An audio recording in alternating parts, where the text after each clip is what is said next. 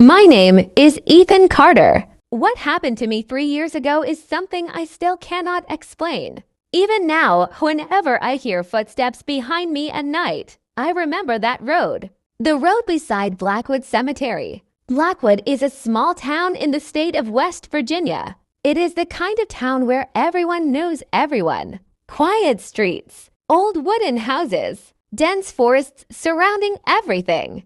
And one place that nobody likes to talk about, Blackwood Cemetery. The cemetery sits on a hill just outside town. Thousands of graves cover the hillside. Some of them are over 200 years old. Locals avoid the place after dark, not because of crime, not because of wild animals, but because of stories. Stories that have existed for generations. People say that if you walk past the cemetery after midnight, you may hear someone following you. At first, it sounds like ordinary footsteps. Slow, steady, almost harmless. But no matter how many times you turn around, nobody is there. Most people laugh at the story. I used to laugh too. 3 years ago, I was 24 years old. I worked late shifts at a gas station outside town. One Friday night, my shift ended around 12:30 a.m. The quickest way home was the cemetery road.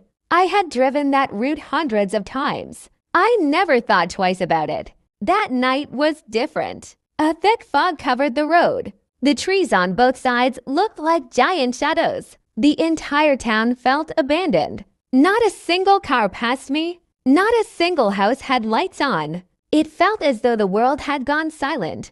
As I drove beside the cemetery gates, something caught my attention. A woman, standing among the gravestones, alone, at nearly 1 in the morning. She was wearing a long white dress. Her head was lowered, and she wasn't moving. At first, I thought someone was grieving. Maybe she had lost a loved one. Maybe she was visiting a grave. But something felt wrong. Very wrong. The deeper I looked, the stranger it became. She wasn't standing beside a grave. She was standing in the middle of the cemetery, perfectly still, like a statue. I slowed my car. For a moment, I considered stopping. Then the woman slowly lifted her head. And that's when I realized ... I couldn't see her face. Not because of the darkness, not because of the fog. It was simply impossible to make out any features, as if her face was hidden inside a shadow. A sudden feeling of dread hit me. Every instinct told me to keep driving, so I pressed the gas pedal and left. A few minutes later, I arrived home. I locked the door, made coffee, turned on the television, and tried to forget what I had seen. Around 2 a.m., I finally went to bed. I expected the night to end there. I was wrong, because just before falling asleep ... I heard something outside my bedroom window. A single footstep, crunch, then another, crunch, then another, slowly circling the house, as if someone was walking around it, watching, waiting. And that's when the real nightmare began. The sound continued, crunch, crunch, crunch, slow and deliberate, like someone was walking through the gravel outside my house. I sat upright in bed and listened carefully. Maybe it was an animal. A raccoon, a stray dog, something normal, something explainable. But deep down, I knew that wasn't true.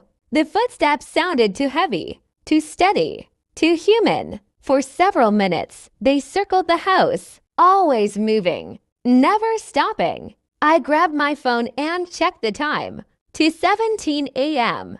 The footsteps continued. My heart pounded harder with every passing second. Finally, I forced myself to stand. Slowly, I walked toward the bedroom window.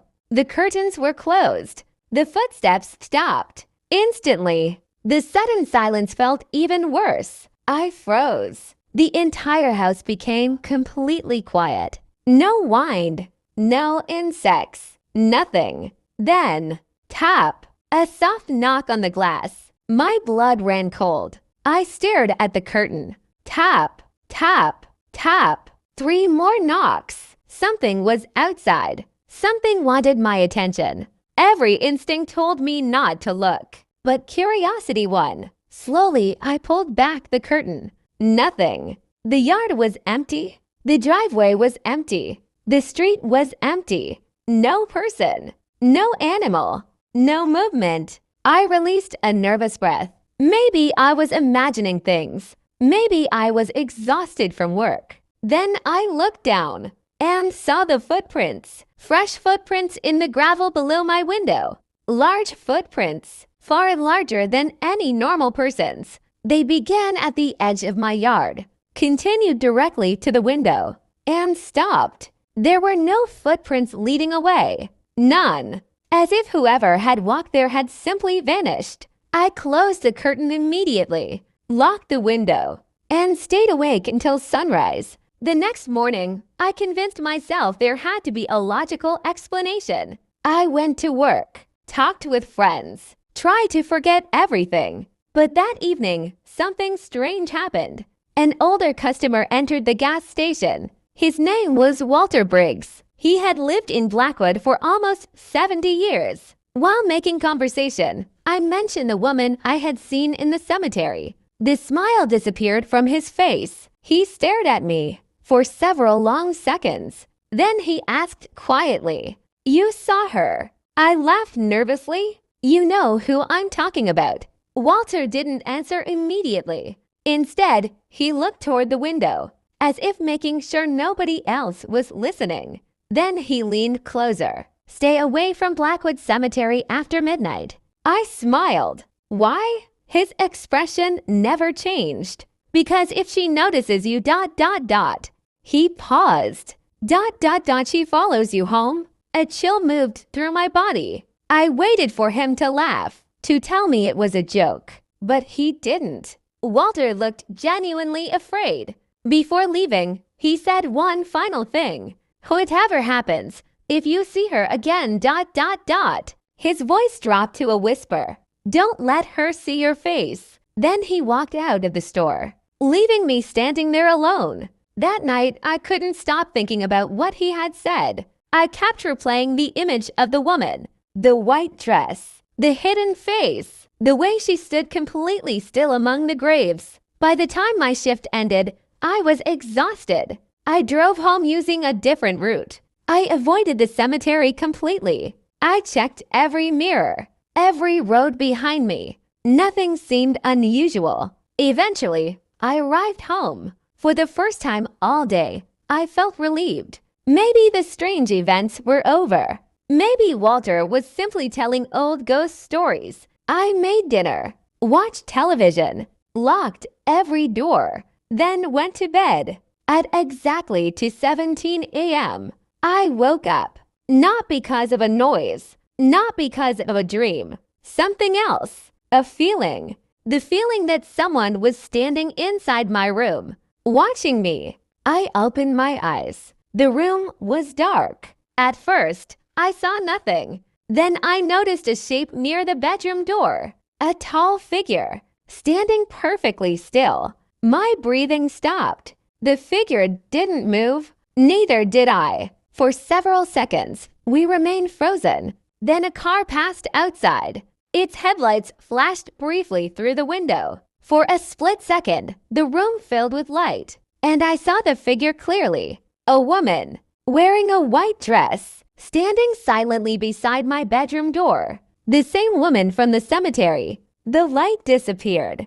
Darkness returned. And so did the figure. Except this time, she was gone. The doorway was empty. I jumped from bed and turned on the lamp. Nothing. No one was there. The room was empty. Every door remained locked. Every window remained closed. Yet I knew what I had seen.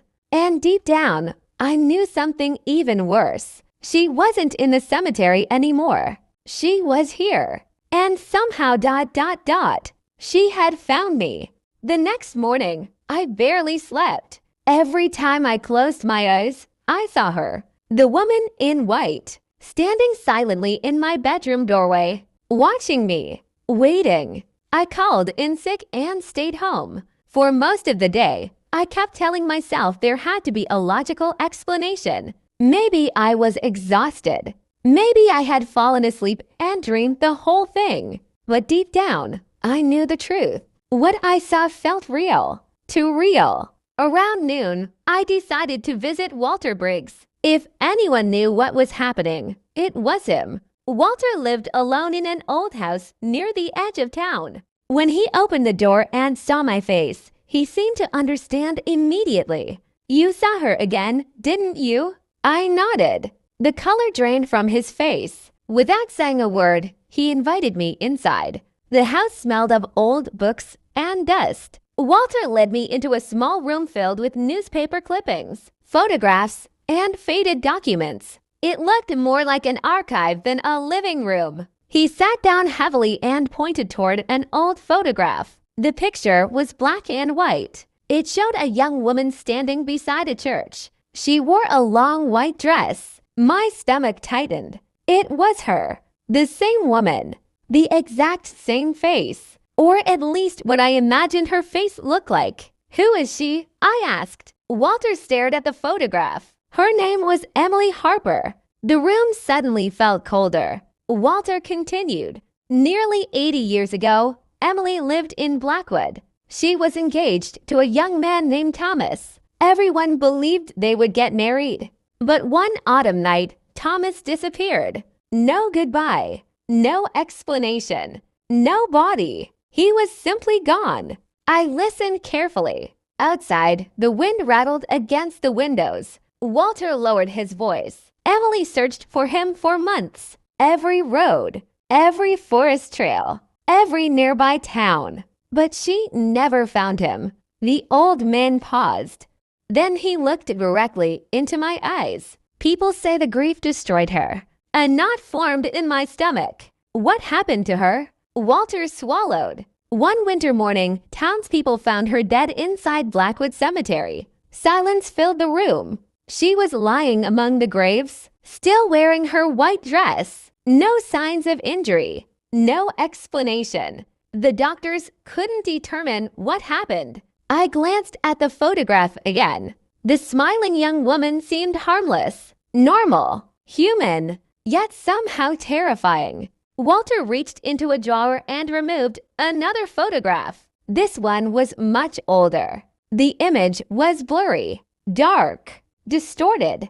At first, I couldn't understand what I was looking at. Then I noticed a figure standing between the gravestones. A woman, wearing white. My heart skipped a beat. "When was this taken?" I asked. Walter answered quietly. 6 years after Emily died." A chill ran through my body. I stared at the picture. The figure appeared almost transparent, like a shadow trapped inside the photograph. Walter sighed heavily. "Since then, dozens of people have reported seeing her. Most see her only once. Some hear footsteps. Some hear whispers." I hesitated.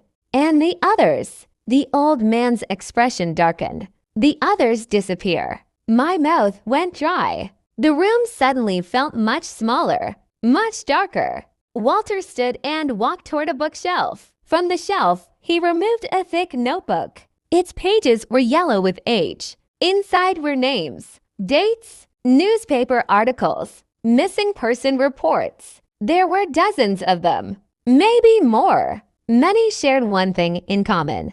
The victims had all been seen near Blackwood Cemetery shortly before they vanished. I felt sick. This can't be real. Walter didn't respond. Instead, he turned to the final page. There was a handwritten note. The ink had faded over the years. He handed me the notebook. The note read, "Once she notices you, she begins to follow. Once she follows, she begins to appear. Once she appears, she begins to call. And if you answer ... you belong to her." I stared at the words. A cold sensation spread through my chest. Then something happened. A loud crash echoed from upstairs. Both of us jumped. Walter looked toward the ceiling. The sound had come from the second floor. Neither of us had been upstairs. Slowly, Walter stood. His face had turned pale. "Did you hear that?" I nodded. Another sound followed.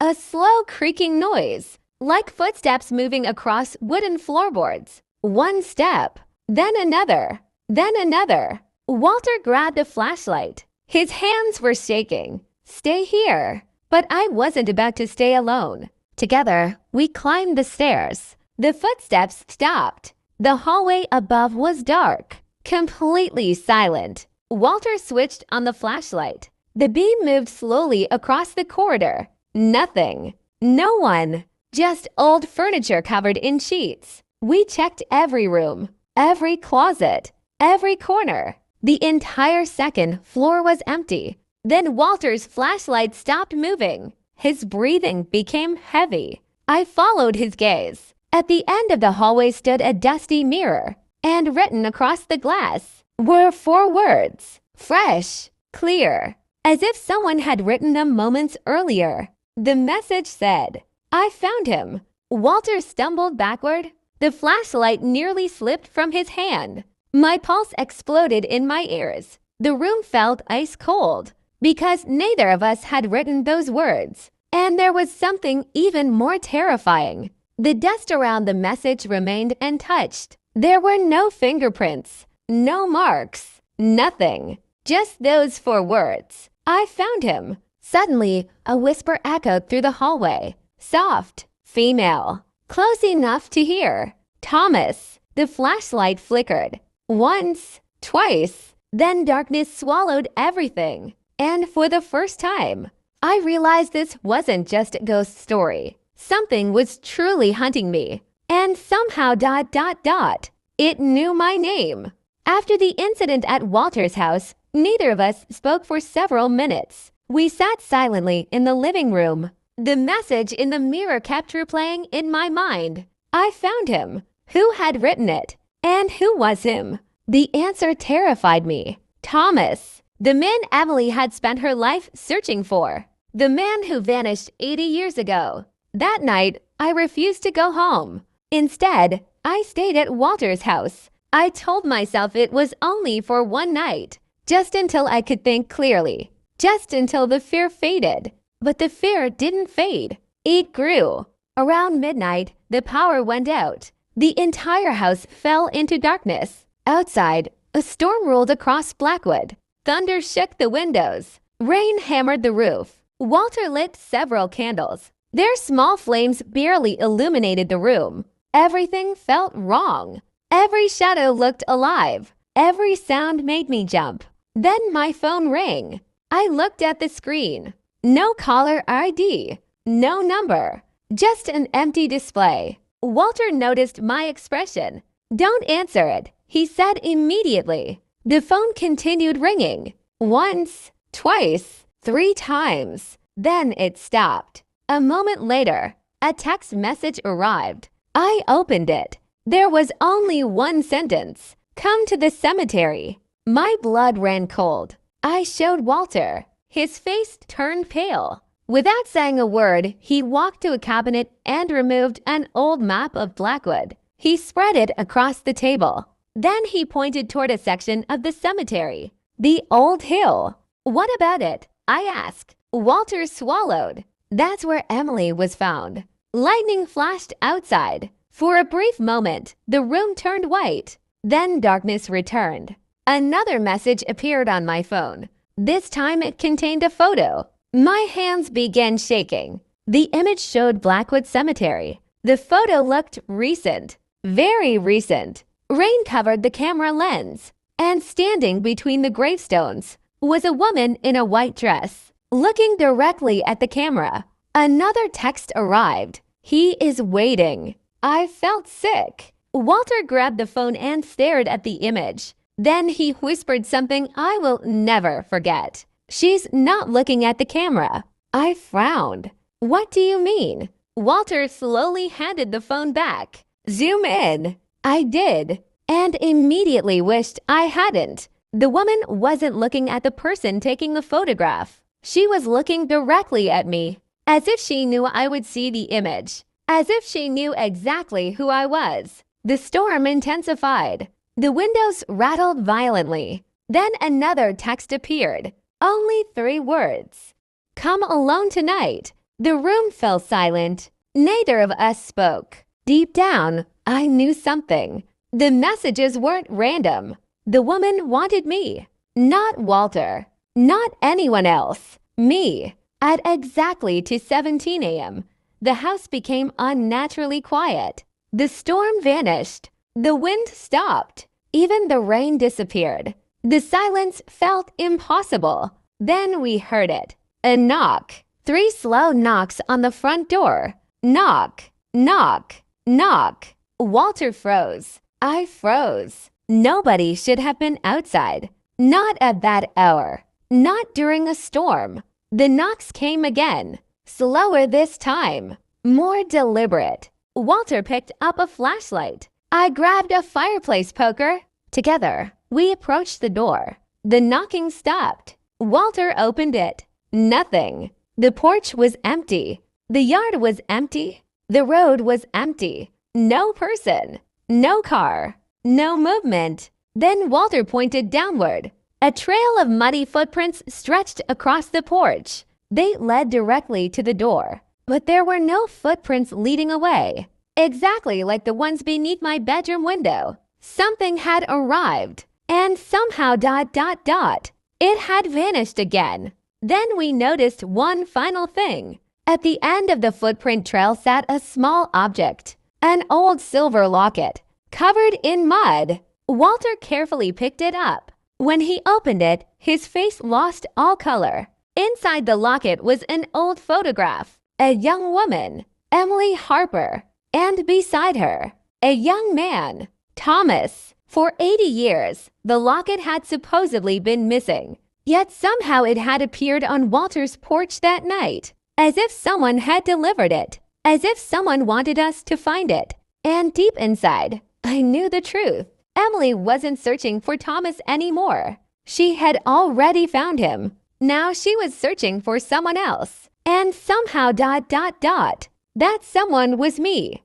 I barely slept for the rest of the night. Every time I closed my eyes, I saw the woman in white, Emily Harper, standing among the gravestones, watching me, waiting. By sunrise, I had made a decision. I was done running. Whatever was happening, I needed answers. Walter tried to stop me. He told me to leave town, to forget everything, to drive as far away as possible. But I couldn't. Something deep inside me needed to know the truth. That evening, I returned home. The sky was gray. Heavy clouds hung over Blackwood. The entire town felt different, almost empty, almost abandoned, as if the town itself was holding its breath. Around midnight, my phone vibrated. One final message. No number, no name, just 3 words. Come now, Ethan. My blood froze.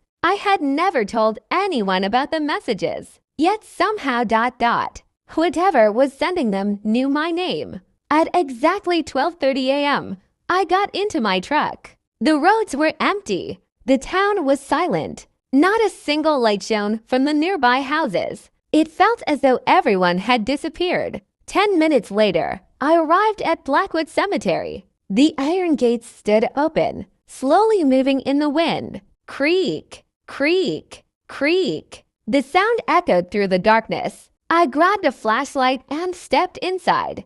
The moment I crossed the gate, the temperature dropped. The air felt unnaturally cold. Every breath became visible. The flashlight beam danced across rows of ancient gravestones. Everything looked lifeless, frozen, dead. Then I heard it. Footsteps behind me. Crunch, crunch, crunch. Slow, steady, following. I refused to turn around. I kept walking, following the old hill marked on Walter's map. The hill where Emily Harper had been found 80 years earlier. The deeper I went into the cemetery, the stronger the feeling became. Something was nearby, watching, waiting. The fog thickened. Soon I could barely see 10 feet ahead. Then the flashlight flickered. Once, twice, 3 times, and suddenly stopped working.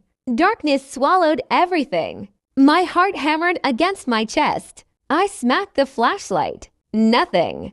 Dead. Then a voice drifted through the fog. Soft, female. Ethan. I froze. The voice sounded close, very close, almost beside me. Ethan. The same voice again. I slowly turned. A figure stood among the graves, a woman in a white dress. Emily. For the first time, I could see her face clearly. She looked young, beautiful, sad, not terrifying, not monstrous, just deeply broken. She raised one hand, pointing toward the hill. Then she vanished. The fog swallowed her completely. A few seconds later, my flashlight suddenly came back to life. The beam revealed a small clearing ahead, and in the center stood a weathered stone monument. I approached slowly. My hands were shaking. The monument was old, very old, covered in moss and cracks. At its base was a metal plaque. I wiped away years of dirt. Then I read the inscription, and everything changed. The plaque did not mention Thomas Harper. It mentioned Thomas Briggs. My mind raced. Briggs? Walter's last name. I stared at the words, unable to breathe.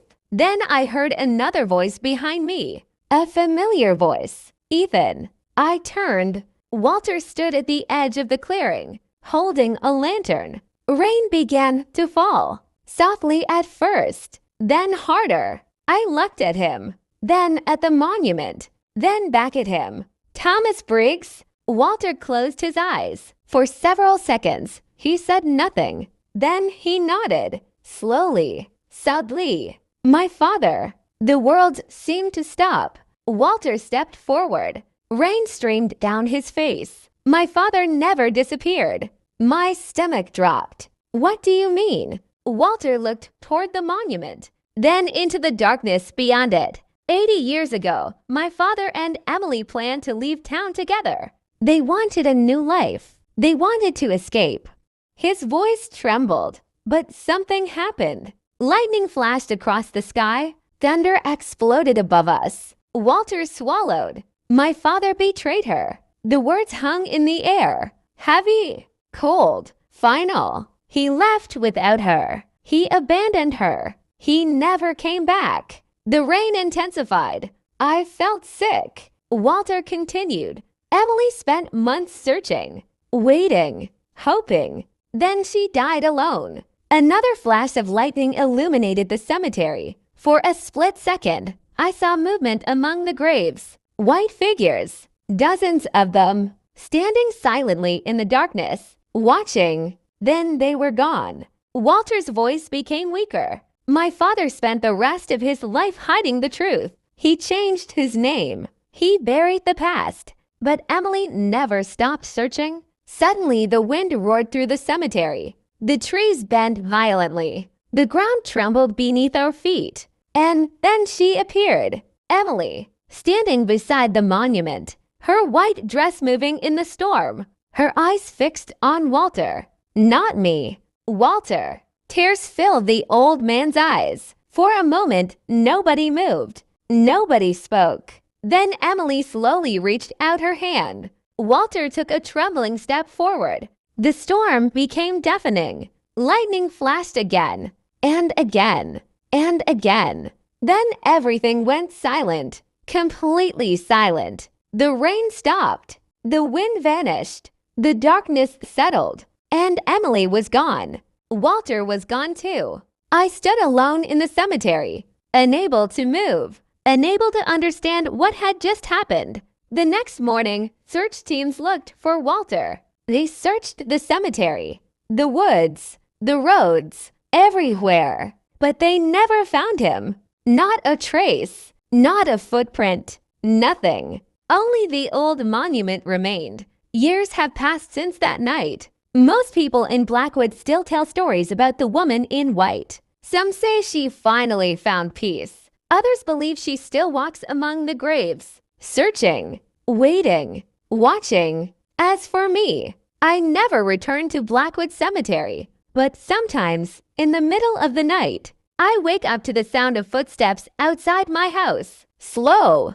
steady, patient, crunch, crunch, crunch. And every time I hear them, I remember one terrifying truth. Some stories never truly end, and some ghosts never stop searching.